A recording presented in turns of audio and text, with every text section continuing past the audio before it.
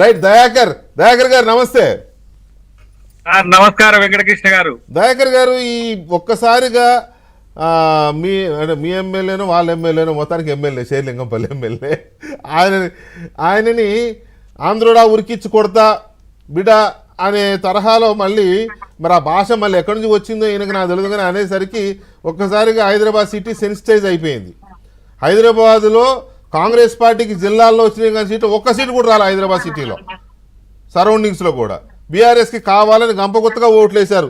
ఈ ఆంధ్రోళ్ళు వేశారో సెటిలర్స్ వేశారో వాళ్ళు ఏ పేరు పెట్టారు అన్నట్టే చెప్తున్నారు కదా మీరు. దాన్ని దీనికి లింక్ ఎట్లా పెడతారు వికే గారు?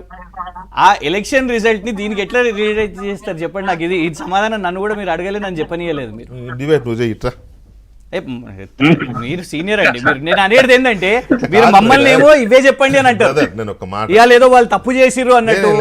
తప్పు అట్ట అనుకుంటే తెలంగాణ మా అభివృద్ధి చేశారు. కేటీఆర్ గారు అన్నారు హైదరాబాద్ ప్రజలు తెలివైన వాళ్ళు మాకు ఓట్లు వేశారు అని కేటీఆర్ గారు అన్నారు. అంటే ఇప్పుడు నేనేమనాలి మరి? తెలంగాణ ప్రజలు రూరల్ ప్రజలు తెలివైన వాళ్ళు అనాలా?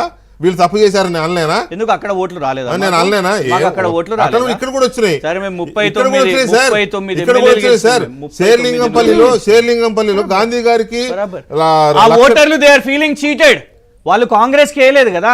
ఇప్పుడు నువ్వు క్లారిటీ చెప్పు. మేము అనవసరంగా తప్పు చేశాను. నేను దయాకరన్న పంచాయతీ కాదు, ఆ పోయినానికే రోషం లేదు కదా. అవును నేను కాంగ్రెస్ వాడిని అని చెప్పుకునే రోషం కూడా లేదు కదా. దాని తరపు దానికి నాకు నీకేం సంబంధం? దానికి ఏం సంబంధం? ఇప్పుడు ఆయన కోసమే కదా మనం కూర్చొని పంచాయతీ పెట్టుకునేది. దయాకర్ గారు, ఈ కౌశిక్ రెడ్డి అన్న మాటల్లో ఒక్కసారిగా హైదరాబాద్ సెన్సిటైజ్ చేసి